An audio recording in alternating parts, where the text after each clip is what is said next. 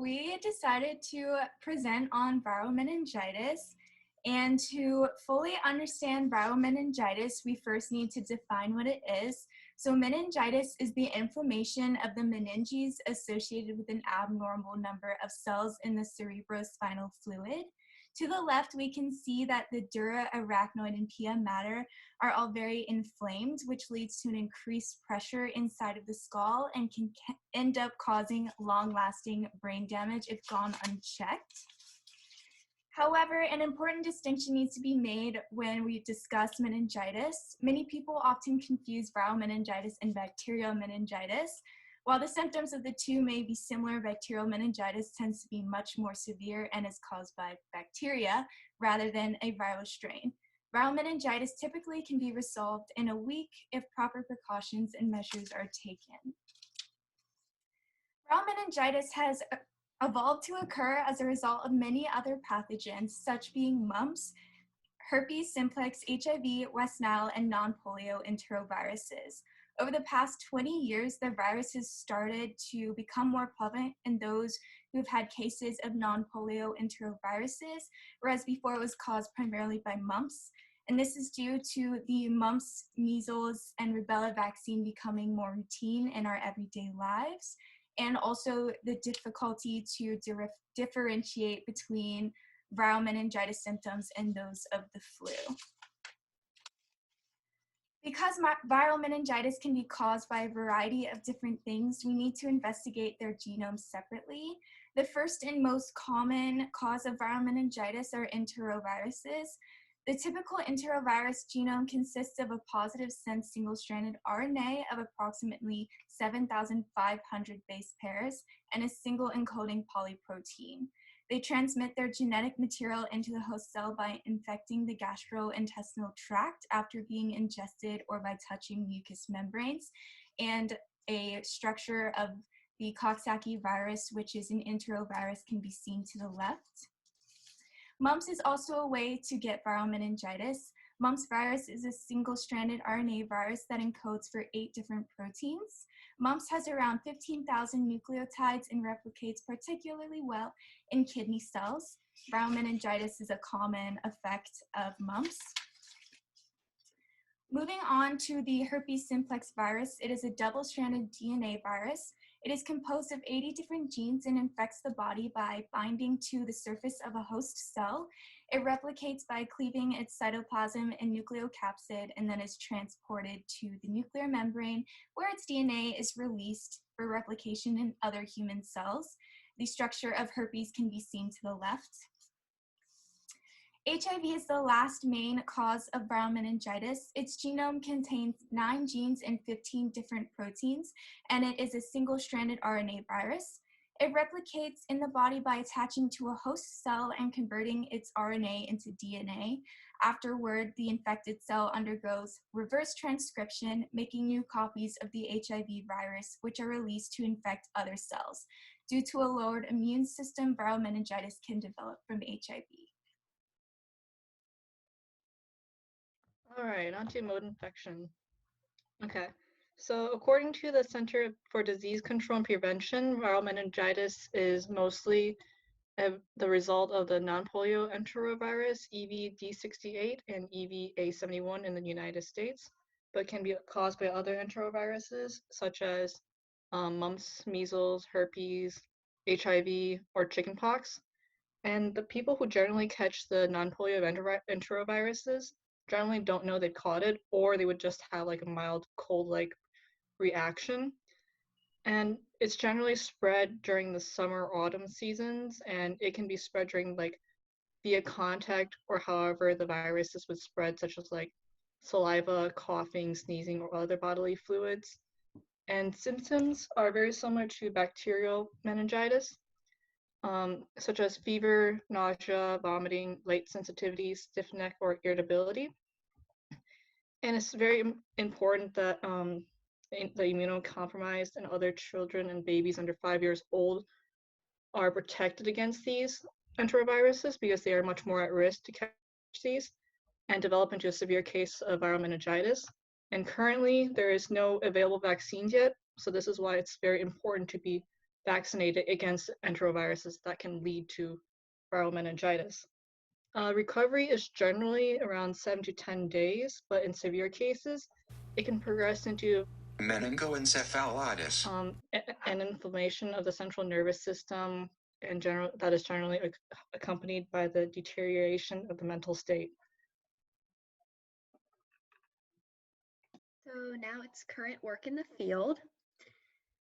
So the first research study I found is actually just getting started. It was started in 2020, so I thought that was pretty interesting. And this is occurring at the Imperial College London. They were awarded an EU grant to develop a rapid test that could diagnose severe diseases to under 2 hours. Some of these diseases would be meningitis, pneumonia, sepsis, tuberculosis, and many other infectious and inflammatory diseases.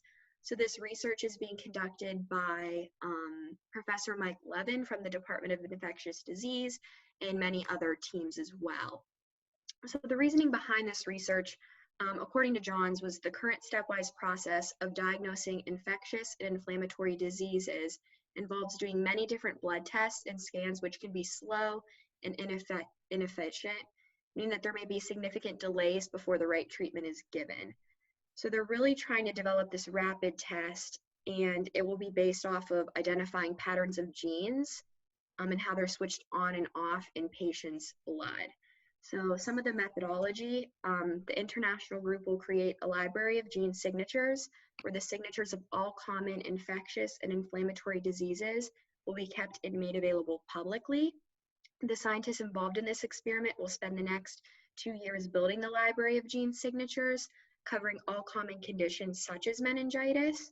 And the team will then turn this into a rapid test platform that can measure the amount of genes needed to diagnose someone with the most common infectious and inflammatory diseases. And this was also super interesting. So this is a picture I found within the article, and it's just basically showing a map of all of the countries that are going to be working on this type of rapid test. So it's not just going to be that one specific group. Okay, so the other study I found was actually in a research journal, and this is one that was completed in 2018, so there is results as well. So this is a cohort study that was conducted in the UK regarding viral meningitis in adults. So in recent years, the UK has recognized more and more cases of viral meningitis, but so much is still unknown to them. So they're really doing this study to just get more information about viral meningitis. So to do this, the study consisted of adults 16 years or older with either clinically suspected meningitis or underwent a lumbar puncture, or if the lumbar puncture was inconclusive, had suspected meningitis, an appropriate pathogen identified either in their blood or on their blood PCR. So these adults were taken from about 42 hospitals across England, and the incidence of viral meningitis using data from patients was calculated, and this was used to estimate the population standardized number of cases in the UK. And patients also self-reported their quality of life and neuropsychological outcomes. Based on this study, the results that were concluded were there were 1,126 patients were enrolled, and of those, 638 patients had meningitis, 231 cases were viral, 99 were bacterial, 41 cases had other causes, and 267 had an unknown cause. So the estimated annual incidence of viral meningitis was 2.73 per 100,000, and that of bacteria was 1.24 per 100,000. And then this is a figure that was found within the research study, and this is just depicting the number of people that are proven to have a microbiological diagnosis following a delay of a lumbar puncture.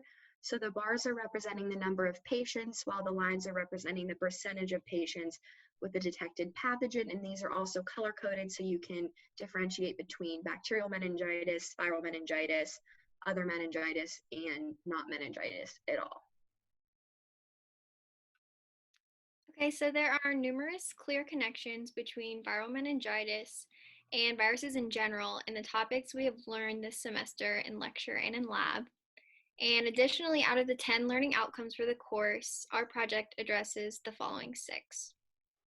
So the first learning outcome says that we as students should be able to explain the activities in the cell by relating cellular structure and cellular function. And most, if not all, of what we've looked at this semester has involved cells or organisms that are made up of cells. But viruses do not fall within this category, and so therefore they aren't considered living organisms. Rather, viruses are called obligate parasites because they take over a host cell and rely on its machinery to survive and replicate. The second learning outcome says to describe the nature and expression of heritable information at the molecular level.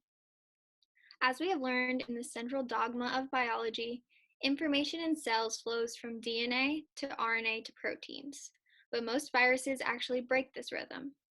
As mentioned before, viral meningitis is caused by various pathogens, which each have their own structure and carry out transcription in different ways. There are DNA viruses, such as the herpes simplex virus, that follow the usual process of DNA replication but depend on the host cell for nucleotide monomers and polymerase machinery. Then there are RNA viruses like the enteroviruses and mumps that synthesize RNA from RNA instead of DNA. There are also some RNA viruses called retroviruses that synthesize DNA from RNA, which is the opposite of the central dogma. HIV is an example of a retrovirus. And you see to the right, there's a diagram of how transcription occurs in retroviruses. And you can see that you start with a single RNA strand, and the reverse transcriptase synthesizes cDNA, which is complementary DNA, using the RNA as a template. Then the reverse transcriptase removes the RNA strand in pieces and synthesizes the second DNA strand. After the transcription process, viral translation occurs along with an additional step of dividing long polyproteins into multiple distinct viral proteins. In lab exercise 8, we looked at the Hershey and Chase experiment, which was extremely important for the discovery of the nature of genetic material. In this experiment, they used bacteriophages, which are viruses that infect bacteria, to test whether genetic material was made of DNA or proteins. The third learning outcome addressed in our project is to explain cellular reproduction, growth, and differentiation in the context of organismal development. In order to create a new generation of virions and leave the host, viruses will either self-assemble capsids and burst from the cell or acquire an envelope and bud from the cellular membrane.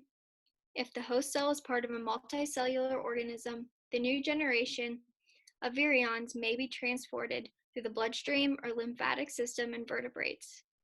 If antibodies produced by the immune system do not bind to the virions and mark them for destruction, the virus will replicate within the host and can be transmitted to new hosts. In lab exercise 7, we talked about this concept with the immune system, antibodies, and blood types. We learned why vaccines are effective and how antibodies are produced to fight off pathogens. The fourth outcome is pretty obviously connected to our project because it deals with the development of the evolution of viruses and bacteria. So I won't go into detail on this one since Maddie and Phoebe already explained the development of viral meningitis. The next learning outcome says that students should be able to explain how evolution accounts for the unity and diversity of life. Viruses themselves provide a large contribution to diversity in the evolution of organisms. They are considered agents of natural selection because they promote the evolution of new immune defenses against infection.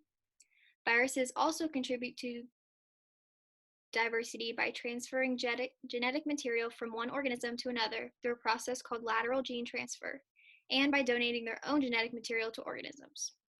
The final learning outcome that I see connecting to our project is to apply biological concepts in the assessment of contemporary issues.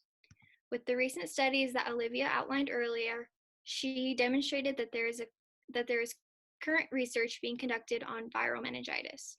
The outbreak of viruses often causes disease epidemics and pandemics. With the coronavirus pandemic that's going on right now, the exploration of viruses couldn't be more relevant.